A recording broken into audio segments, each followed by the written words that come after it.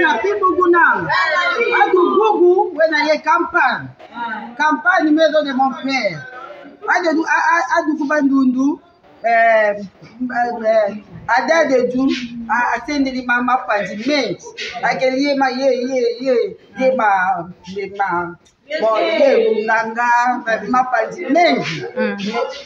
Oui là, campagne de maison de mon père. Adu Bobarou Douga Koumeto Kunjudida. Ani Barou Douga Kunjudida. I wanna go Bandundu. I wanna Gungaba. I wanna Matete. Zawisi. Zawisi Munowemi. Zawisi. Pata Olivier Baruga Mama Panji maneni. Ami wena témoin. Ami wena témoin vivant pour moi la campagne. Maison de mon père. Ami Douga déjà. Aïe Zawisi. Pour moi la Dougi Kunjurida. Kunjurida wena yema Panji mengi. Senda camion. Senda bus. Senda avion. Zawisi. Du 11, du 17 août, Torozala, aïe, biso Torozala awa. La souka na monde, biso Torokende, na terrain à Méfé. Le 17, pour Kalagunanga, pour terrain Méfé, pour moi la mapadi mengi, mapadi ma yinaganaga. Makashi, ma l'audienne, ma bénédiction l'audienne. Zawisi Munowemi. Allez, Dougoubandoudou, Zawisi. Ami Baolendi, la famille d'elle-même. Zawisi Yordala. Ma pandiwe na Yobot. Ma pandi maneni. Pater Olivier, Baoranga, ma pandi maneni. Moi-même, Ami Ben, on a témoignage vivante. Ami Ben, on a témoignage vivante. On met la réobot. Je sors de la maison de mon père. Naza témoignage vivante au Nazoloba. Natambola na l'église pendant 10 ans. Natikala pour solution té. Nazaka na système ko biloko moko za ko bimanga na si. Mais l'air na kuté na Nzambo Olivier a délivré ngai. Na 3 ans ya pamba na biki bikamwa. Délivrance à la maison de mon père, et ça système, et ça la maison de mon aboité, et ça le système maléfique, et ça idole la famille. Tokola kola na ona banda, tout le monde a ba flèche, tout le monde a ba biloko moko ba tsaka tsaka ba mesa, tout le monde a ngolo kola ba art beauté anda, ko tsaka beauté arte. Ba parents na biso nos aïeux, ba sala sala makambo o biso to yebi. Mais ndeko na boina lo bebele, mais na pesa invitation yaka. Yozo landanga yaka okokuta na Nzambe ya Olivier. Je sors de la maison de mon père au Eza Silogan mais Eza Makambu. Au Covid, les 11 outils, les 17. Bon, il y a une invitation. Bon, bienvenue. Les 11, les 12, les 13, les 14, les 15, les 16, tous en Lemba Terminis, na Béni symbolique numéro 40. Référence na Biso Ezali, Igo Tanzam.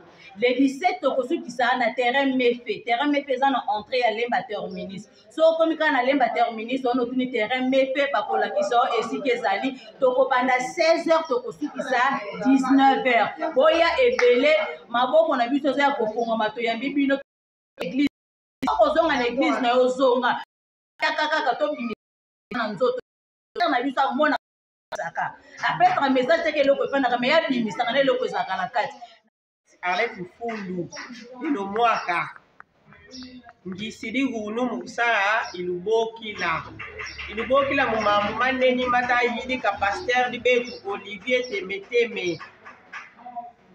Thème, je sors de la maison de mon père. Nzawisa mukusane tutuka nzo zibatata.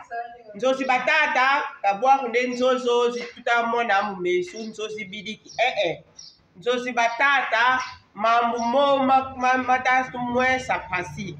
Mambu mo matatu ganga pasi ye mala tutazola le tutuka mu mambu mo. Mambu mo kima bakaka baluta bamama babetu kabazaya Nzambi bonsu tuse betu Nzambi ko. Bau baye sambilanga Nzambi zinkaka. Nzambi jina batu baye sambilanga batu kotisa mu mambu mo matatu sala pasi gunu.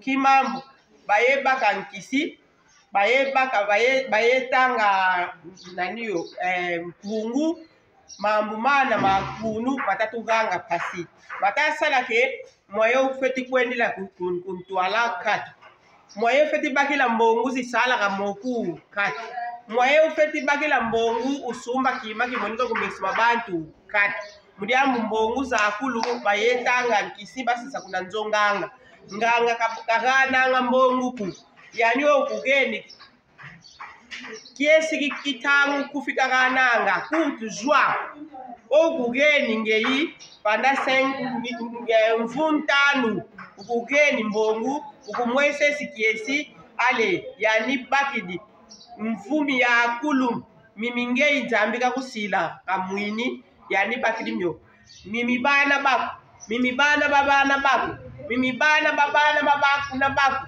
yemuna 4e génération didia dina nzawisa tunwana yo mvita nzawisa tunwana yo mvita mukusande tubaka victoire obetu déjà tubakidi victoire mo mvita yo si tu sisa bana babetu mukiesi bana babetu sika bakala kuye mambu mo tutakala betu ye mau mo mampasi mo matatu mwesa choni mo matasande moye ufeti osidi padi diteti kuntwala padi dizodi bakufutwedi mapama ya kundima nzawisa tunwana yo mfita nzawisa mudia munge buna mbweteti familia kuuna nzawisa ngeli mbweteti tutuka ugana ntemu mukusa familia akulu ditemuka nzawisa église Rehoboth kulemba tukala avenue Semlik numéro 40 référence Igo Tanzambi galerie Igo Tanzambi avenue Semlik numéro 40 bisambu sibiyantika munkangu 16h30 tuka le 11 ti le 16 si tukala konzo nzambi betu ou Semlik numéro 40 à partir du dimanche le 17 si tu es là pour la terrain méfait, référence entrée et terminus. Nza Louisa, tunwana yo mvita. Nza Louisa, nzambi kalusaku mune. Toya mukoladi le 11 au 17 août, l'église Rehoboth. Toza na campagne munene, ekobanda, eza intitulé Je sors de la maison de mon père. Je sors de la maison de mon père et l'axini. Ezali système maléfique ya ba famille na biso. O ba famille na biso ba kotisa biso. Eza ndako ya ba tata na biso, mais ndako ya ba tata biso eza ba ndako tozo vanda ti. Eza ba ndako eza ba esprit. O ekota e vanda ka ekangaka ba vie na biso. De yango tozo bengisa bino boye ebele. Boye ebele na campagne na biso oyo. Po campagne oyo esalelanga ebele. Ngai moko na ya na église na zaka na estomac moko elinga ko boma ngai. Estomac wana ezalaka vraiment aigu. Mère na nyataka makona na campagne na église Rehoboth nde nazwa délivrance na vie ngai. Makambo ebele ekomela ngai. Na famille nanga bat babalaka te. Na famille nanga soko bali okota na oti. Na famille nanga soko kobota obala te. Yango na bengi bino boye ebele. Famille nanga ti ba olanda nga boye. Boye ebele. Bo atoluka délivrance to bima na ba lien oyo ya ba kotima ba famille biso kangaka biso. To miyeba kate. Siko lokwa to yebi to ye ebele. Yo ye ebele ba famille nanga partout bozali o bozomona nga bo olanda nga na tango boye atoluka délivrance ya ba vie na biso to bima. Na ba lien oyo palua ba lien oyo kangaka mabota na biso. Yango na bengi oyo ebele nzamba pambola biso. Allons, peuple de Dieu, partout où vous êtes, en tout cas, je vous salue au nom du Seigneur Jésus-Christ. En tout cas, merci beaucoup déjà à tout le monde. Vous êtes partout. C'est moi, Betty Massendou, la journaliste internationale, et je suis aussi fidèle servante aussi de Dieu, l'église Rehoboth. Moi, on a fait un pasteur au fait spirituellement. Alors déjà, nous avons invité partout vos amis.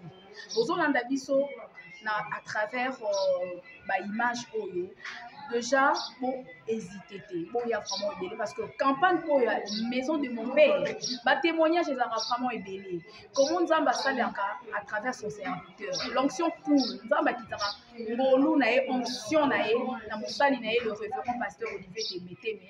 Alors pour rater vraiment campagne côté. Donc c'est vraiment un rendez-vous exceptionnel, extraordinaire avec le Seigneur. On a un témoignage en tout cas dans ma salle là ya mingi ya comme on a quatre églises pour na pendant église au moins na mukene kodim sinzamba ye ko salle là nga pe na lelo na bala na église oyo nzamba onorangai et nzamba pesa nga musala na église oyo apesa nga même bana. Donc na poti mona liboso ya mibale nzambe aye ko sunga après 7 ans de stérilité secondaire et na 8e année mon frère nzamba déclaré maloba kaka na ba campagne oyo ya maison de mon père nzamba pesa nga mwana. Donc na koma mama ya bana. Alors yo posana ba kawana oyo so compliqué obala oboteza te obota pe obote kangama to inviter bino oluki musala ozuite eza na maison de mon père bakangi musala bakangi mabala bakangi ba voyage bakangi épanouissement batu ba kolungate na kati ya famille boza 5 bino nyonso boviva kaka vim ndenge moko osala bozo simba te liba ezate musala ezate. Alors étoile na bino eza na ndako ya papa. Alors to yeko luka délivrance afin que nzamba lola ndenge sala kana musali na ina ba campagne oyo étoile na biso ebimba na ndako ya batata afin que to vivre o nzambe aloba na ba vie na biso. Alors étoile nyonso ekokanaka te lokwa étoile ya Jacob étoile ya bana ya Jacob ya Joseph na bandeko na ekokana kite. Alors toya biso tozala vraiment ba étoile. Donc but ya maison de mon père eza wana biso nyonso que ma famille soit comme celle de Jacob. Donc biso nyonso sokota ma 10 tozala ba étoile mutu na mutu angenga na domaine o nzambe apesi. Alors yo ozo vivre ba situation un peu compliquée ya ko mekana nzambe o biso tozo lobela. Le Dieu de mon père, le révérend pasteur Olivier Temeteme, son Dieu est vivant et il agit. Tozan avenue Semlik numéro 40. Commune Lemba, référence aux Galerie Igo Tanzambi. Et nous serons déjà ici à l'église ce lundi 11 août.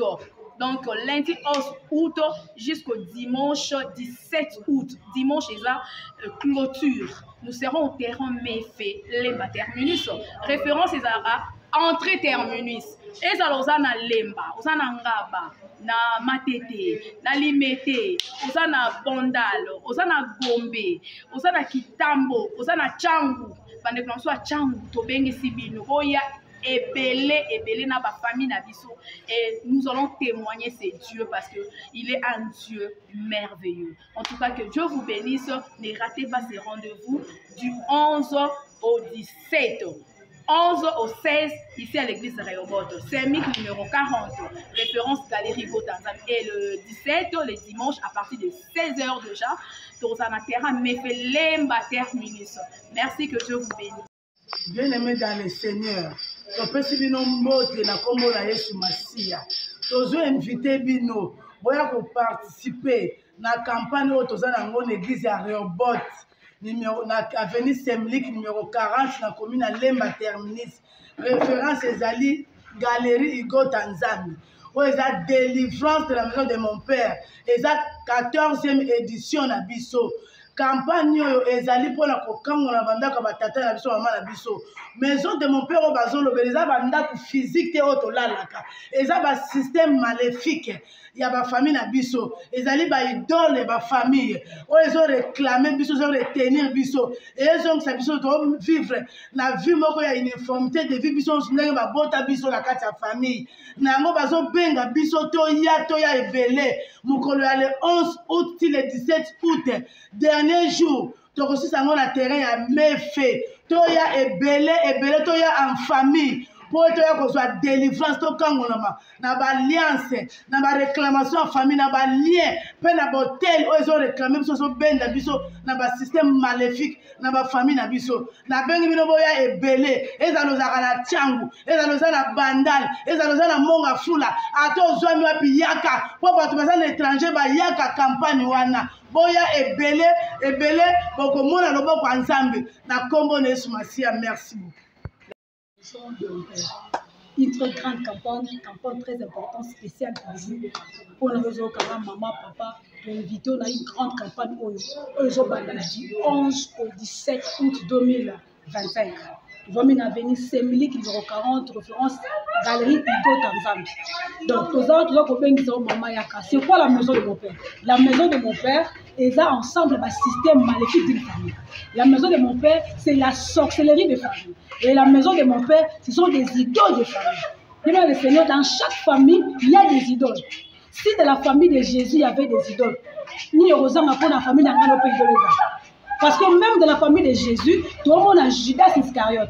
Judas Iscariote qui était les frères propres de Jésus. On a livré son propre frère Jésus et pas si dans la famille de Jésus, il y avait la maison de mon père, et la famille a gagné aux âmes, ils ont épargné. Donc, dans la maison de mon père, tout le monde a un système maléfique des familles. C'est quoi des systèmes? Et ça, le ont tourné à une seule loi. Par exemple, le monsieur qui a pu se famille, il a les racatés. Donc, il y a balaté, c'est normal, ils sont pas la maison. Non, ce n'est pas normal. Non, pas ça, il y a famille. Chez moi, dans ma famille, ça, c'est ça la raté. Chez nous, on a les efforts, on a temps à l'anti. Mais grâce à cette campagne, grâce à cette vision de la maison de mon père, aujourd'hui, on a gradué. Si je n'étais pas dans cette vision, maintenant, j'ai gradué. Ton beau tablier belé, je ne suis pas l'aîné, mais je suis la seule fille et la seule personne dans ma famille. Oh, je dis que je gradué puisque même mes parents besoin. Voilà pourquoi je t'invite à Kandé. Ce que tu veux, ce n'est pas normal. Oh, tu vois normal, la vie que tu vis là, tu touches parfois $100, $1000. Oh, ce n'est pas normal. Dieu nous appelle la grandeur. Il faut voir l'école. Ce que tu vois là, ce n'est pas normal. Il y a qu'un samedi, la campagne, quand une étoile sort de la maison de son père. Même le Seigneur, aussi longtemps Joseph a dit à Jacob, et toi ne pourras pas oublier ma caste. Même si elle a vu songe, même si elle a vu vision, une fois Joseph a dit Jacob a commis une grande étoile. A tout la télé, a commis étoile la famille. Il y a qu'ensemble, Toluka, Lobiko, d'accord, Lobiko, ça comme aussi Kati. Zomina, commune Lemba Terminis, référence à Igo Tanzania. Salle de fête tenue Winkel, au côté à venir Semlik, après l'église Reyobot, numéro 40 Semlik, Tozawana, du 11 au 16, de 17h à 20h, Tozawana. Et puis clôture, on a vu ça.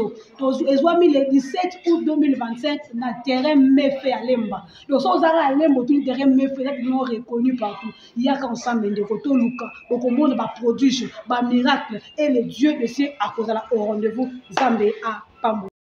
Je vous invite à la grande campagne de la délivrance de la maison de mon père, dénommée « Je sors de la maison de mon père ». La maison de mon père n'est pas un bâtiment physique. La maison de mon père, c'est l'ensemble des systèmes de famille. Des choses qui se répètent de génération en génération. Il y a des familles qui ont des problèmes de mariage, il y a des familles qui ont des problèmes pour avoir du travail, toutes les familles ont un problème en commun qui réunissent des générations. Alors moi je t'invite parce que cette onction est particulière. L'onction, la parole que Dieu a mis en cet homme, le pasteur Olivier, pour notre délivrance. Nous avons beaucoup de témoignages. Moi personnellement, je suis un témoignage vivant. C'est Dieu m'a délivré de beaucoup de systèmes de familles qui se répétaient, mais aujourd'hui, nous avons trouvé solution. Nous répétons chaque année cette délivrance parce que le diable de son côté, il ne croise pas le bas, il nous combat tout le jour. Alors je t'invite, toi qui as des problèmes qui se répètent dans votre famille, je t'invite, toi qui as ce lien qui se répète dans votre famille, tu n'as pas encore trouvé de solution. Moi je t'invite, je t'assure que c'est Dieu, il est fidèle, il est vivant. Tu peux être dans une église où on ne prêche pas la délivrance, mais tu te retrouves dans ce cas. Tu fais des songes qui se répètent, tu te retrouves dans une maison où tu passes toute ta vie. Physiquement, tu vis le contraire de ce que tu vis. Ça signifie que spirituellement, on te proclame à une vie. Parce que le monde spirituel a de l'avance par rapport au monde physique. Bien aimé, je t'assure qu'à partir du 11 août au 16 août, nous serons ici à l'église de Robot, sur l'avenue Saint-Luc numéro 40. Référence l'arrêt Igo Tanzami, référence église de Way. Et le dernier jour, nous serons au terrain Méfait à Lemba Terminus. Venez nombreux, venez expérimenter. Le Dieu de mon Père, il est vivant, il est puissant, il ne manquera pas de vous faire du bien. Et tout quelle est la grande campagne d'évangélisation, la grande campagne de délivrance de la maison de mon Père. Yotabanda, le 11 août 2025. Bekwisa na mabuta beno, bekwisa bekangwama. Na mabuta beba ina mekangama na mabala mpasi ba ina ke mona ba vike simbave bome kangama na ba makabu mosi bome kuta na zone tatu boye kwisa ba délivrance awa na veni Semilik numéro 40 na commune à Lemba référence galerie Igota Nzambi kalange kuisa nge yufula salle de fête ya weekend kalange yufula ngonge ta botasonga nge place église ikele be kuisa mingi na mabuta be kangwama ba témoignage ke mingi kalange vanda nge mona dikamuke simba ve so santé Nzambi ya kuisa mekante Nzambi ya betwa atasala zina Nzambi takumisa mana zina Yesu amen.